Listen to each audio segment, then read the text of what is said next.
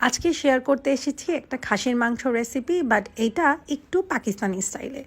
এটা আমি ইউকেতে আমার কিছু ফ্রেন্ডদের কাছ থেকে শিখেছিলাম এবং এইটাতে একদমই খাসির মাংসর কোনো গন্ধ আসে না। প্রথমে আমি কড়াইয়ে তেল দিয়ে খাসির মাংসটাকে ভেজে নিব। ইয়েস, কোনো মশলা ছাড়াই ভেজে নিব। একটু লবণ দিয়ে খাসির মাংসটাকে প্রথমে একটু ভেজে নিলাম। এরপরে আদা বাটা রসুন বাটা দিয়ে ভালো করে কষানো শুরু করব। যখন ভালো করে কষে যাবে তখন আমি এর মধ্যে দিয়ে দিব গরম মশলা। আমি এখানে অ্যাজ ইউজুয়াল তেজপাতা দিইনি, যেহেতু আমার ভালো লাগে না, আপনারা চাইলে অ্যাড করতে পারেন। এবার ভালো করে যখন গরম মশলা দিয়ে কষানো হয়ে যাবে তখন আমি দিব 2টা শুকনা মরিচ, তবে বিচি ছাড়া। আপনারা একটু স্পাইসি করতে চাইলে বিচি সহ দিতে পারেন। এবার আমি অল্প একটু আরও তেল অ্যাড করব। আমি তেল আস্তে আস্তে অ্যাড করতে পছন্দ করি, যেন রান্নায় বেশি তেল না হয়ে যায়। এরপরে শুকনা মরিচের গুঁড়া, জিরা গুঁড়া আর ধনিয়া গুঁড়া দিয়ে দিলাম। এরপরে ভালোভাবে কষাতে থাকবো। এরপরে আমি দিয়ে দিব ঘি।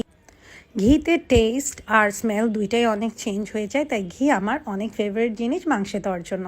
এরপরে আমি বাদাম বাটা দিয়েছি। এখানে আমি কাজু বাদাম আর কাঠবাদাম মিক্স করে দিয়েছি। আপনারা চাইলে যে কোনো একটা দিতে পারেন অথবা নর্মাল বাদামও দিতে পারেন।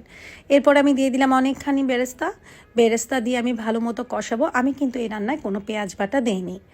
এবার রান্নার শেষে আমি দিয়ে দিব টক দই। টক দই আমরা অল্প দিব, বেশি দিব না, তাহলে ফ্লেভারটা একটু চেঞ্জ হয়ে যায়, তবে এটা সফট করে দেয়।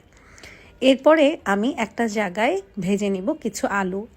আমি প্রথমে লবণ দিলাম তেলের মধ্যে, তারপরে কাটা আলুগুলোকে দিয়ে হালকা করে ভাজতে লাগলাম। তার উপরে দিয়ে দিলাম একটু শুকনা মরিচের গুঁড়া। এখানে আমি হলুদ গুঁড়া দিচ্ছি না, অনেকে হলুদ গুঁড়া দিয়ে ভাজে, কারণ আমার রান্নায় আমি কোনো হলুদ ইউজ করিনি। এরপরে আমি দিয়ে দিচ্ছি কাঁচামরিচটা আমি একটু ভেজে নিব। তার মধ্যে দিয়ে দিব 2টা টমেটো। এরপরে টমেটোগুলো যখন ভালো করে ভাজা হয়ে যাবে, আমরা একটু সিদ্ধ হয়ে গেলে এটাকে নামিয়ে নিব এবং মাংসের মধ্যে পুরা আলু, টমেটো আর কাঁচামরিচ মিক্স করে দিব। এরপরে যখন ভালোভাবে এটা মিক্স হয়ে যাবে, এরপর টেস্ট করে দেখবো যে আর কিছু লাগবে নাকি। আমার মনে হচ্ছিল একটু লবণ লাগবে, তাই একটু লবণ দিয়ে নিলাম। এবার আমি এটা প্রেশার কুকারে দিয়ে দিব। তবে প্রেশার কুকারে দেওয়ার আগে আমি ভিতরে যে মশলাগুলো কড়াইয়ে লেগে আছে এটাকে উঠানোর জন্য গরম পানি দিয়ে একটু চুলায় বসালাম সেম কড়াইয়ে।